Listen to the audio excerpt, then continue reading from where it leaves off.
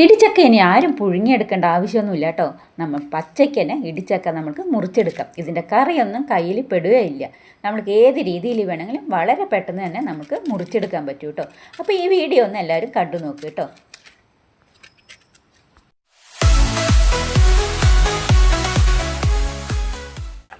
നമ്മുടെ മണിക്കടല തലേ ദിവസം കുതിർത്തി വെച്ചിട്ട് നമ്മളൊന്ന് വേവിച്ചെടുക്കുന്നതാണെങ്കിലും ശരി, നമുക്ക് ചിലപ്പോൾ വെന്ത് കിട്ടാറില്ല. അപ്പോൾ അതിനൊരു നല്ലൊരു ടിപ്പാണ് കേട്ടോ ഇത്. അപ്പോൾ ഇതെല്ലാവരും ഒന്ന് ട്രൈ ചെയ്ത് നോക്കി.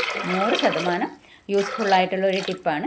അപ്പോൾ നമ്മൾ തലേ ദിവസം കുതിർത്തി വെച്ച കടലയിലേക്ക് കുറച്ച് വെള്ളം ഒഴിച്ച് ഒരു 1/4 ടീസ്പൂൺ ബേക്കിംഗ് സോഡ ഇട്ട് നിങ്ങളൊന്ന് വേവിച്ചെടുത്ത് നോക്കൂ. തീർച്ചയായിട്ടും നിങ്ങൾക്ക് കടല നല്ലപോലെ വെന്ത് കിട്ടും. നമുക്ക് അടുത്തൊന്ന് പരിചയപ്പെടാം. എല്ലാവരും വീട്ടിലും മുളക് വാങ്ങിയിട്ട് നമ്മൾ ഒത്തിരി മുളക് വാങ്ങിക്കാറുണ്ട് അല്ലേ. 2-3 കിലോ മുളക് വാങ്ങിയിട്ട് പൊടിച്ച് വയ്ക്കാറുണ്ട്. ചില ആൾക്കാർ പറയാറുണ്ട് പൂപ്പൽ വരുന്നു.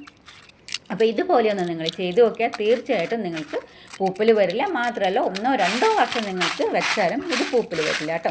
അപ്പോൾ നല്ല പോലെ കഴുകിയെടുക്കുക. കഴുകിയെടുത്തിട്ട് വെയിലത്ത് ഒരു 4-5 ദിവസം വെയിലത്തിട്ട് നല്ല പോലെ ഉണക്കിയെടുക്കണം. അപ്പോൾ നമ്മൾ ഇത് കൈ കൊണ്ട് തൊടുമ്പോൾ നല്ല സൗണ്ട് വരും. മാത്രമല്ല കൈ കൊണ്ട് പൊടിക്കുമ്പോൾ ഇത് നല്ലപോലെ ഒന്ന് പൊടിഞ്ഞും കിട്ടും. അതാണ് അതിൻ്റെ പാകം.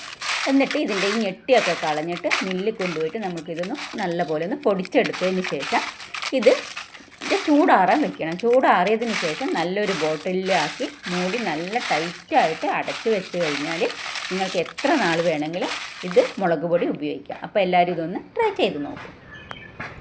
ഇടിച്ചക്ക തോരൻ വയ്ക്കാനായാലും സാമ്പാർ വയ്ക്കാൻ എന്ത് വേണ്ട, ഇടിച്ചക്ക കൊണ്ട് പലതരം വിഭവങ്ങൾ ഉണ്ടാക്കാൻ എടുക്കാറുണ്ട് നമ്മൾ.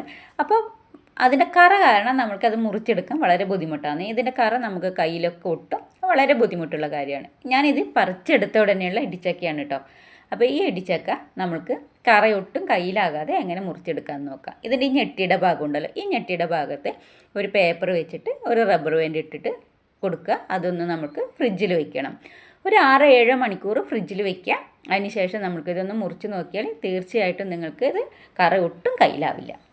അപ്പോൾ ഞാനിത് ഫ്രിഡ്ജിൽ വെച്ചെടുത്തിട്ടുണ്ട് കേട്ടോ. ഒരു 7 മണിക്കൂറോളം ഞാൻ ഫ്രിഡ്ജിൽ വെച്ചതാണ്. ഇനി നമുക്കിതൊന്ന് മുറിച്ച് നോക്കാം.